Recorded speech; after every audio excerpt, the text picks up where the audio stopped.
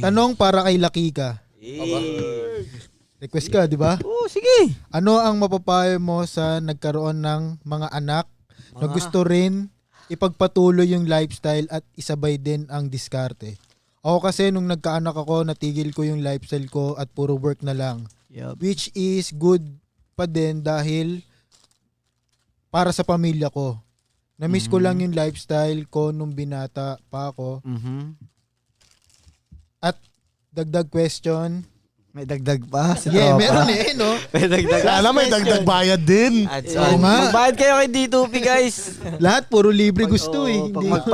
pag nagtatanong kayo. Plus question na din sa lahat ng member dyan. Ano ang ginagawa nyong bonding ng tatay nyo at disiplina? Tatay? Oh, Okay. at disiplina mo sa kanya? Tama ba? Anak ata? Anak. Anong ginagawa nyo magtatay? At Magtatay. disiplina mo sa kanya? Okay. At paano nyo hinuhubog ang maging matikas? Alright. Muna tayo sa unang Unang question. Sa unang question, kasi tatlo Magandang eh. question yun. Kasi laging yan eh. Ha? Maganda kasi inabot. Good question. Inabot ka din ng ganun. Sa tingin ko, tol, galingan niya lang sa diskarte niya, magpadami siya ng pera. Huwag siya hinto sa lifestyle niya eh. Kasi, Huwag siyang magpahinga ka muna. Oo, kasi pahinga muna yung pangalan niya, di ba? Okay. As long na nagla-lifestyle ka pero na-handle mo ng tama yung circle mo sa bahay, yung pamilya mo, Yes. yung obligasyon mo sa kanila, pwede yun.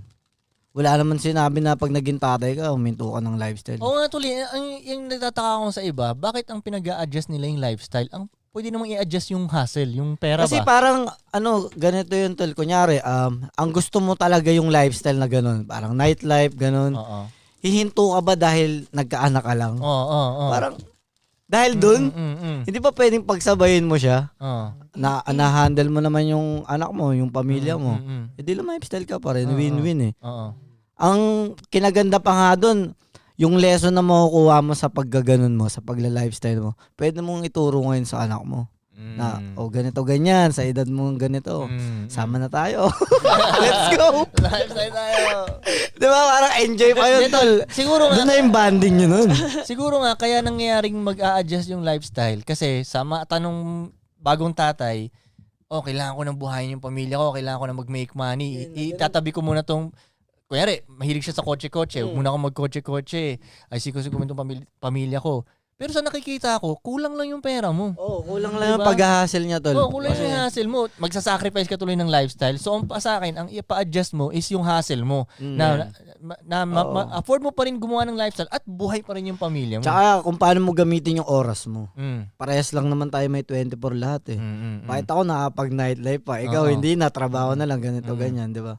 Kasi nga, tol, kaya nga nagagawa mo yun dahil sa diskarte pa rin nga. Yun nga, kailangan. Diba? Ang in-adjust mo yung diskarte mo. Kumbaga, may anak na ako, i-level up ko yung diskarte ko. So ngayon, hindi maapektuhan yung lifestyle mo. Afford mo pa rin talaga Yun, kailangan afford mo, tol. Afford kaya mo siya. Na-afford mo lang yun dahil in-adjust mo yung hassle mo. Pera tsaka oras, importante yun. Yung oras, kailangan mo rin pumera para magka-oras ka nga. Ang in-adjust mo nga yung yung discard, hindi yung lifestyle, di ba? May tawag ka dyan niya eh. Ano? Yung, alam mo yun, drought? Ano ba yun? Basta meron ka yung sumpa ni Lord. Dry spell? Yun, dry spell. Bakit? Doon Di ba ba? yun? Patingin ko parang na ganun din siya. Na dry spell? Oo, na dry spell. Tumigil siya, no? Oo, tumigil kasi siya tol eh. Sinabi sa akin ni Kuya. Pero tol, depende rin yun siguro sa tao. Kasi baka, family matter siya na tao. Like, gusto niya talaga yung pamilya. Dito lahat ng pilitan ng aso eh. Yun ba yung sinabi niya? Pagkakasabi niya parang Huminto. nung nagkaanak ako, huminto ako. Tigil, mate. Tanga ka. Yung Bakit ka huminto? Like, gusto mo pala yun eh. kaya nga, Ayusin mo sarili mo. Ang solusyon doon, i-adjust mo yung Adjust hassle mo yung hassle mo, pare. Hindi yung lifestyle. Huwag mag-a-adjust ang lifestyle. Yung hassle pa rin. Diba?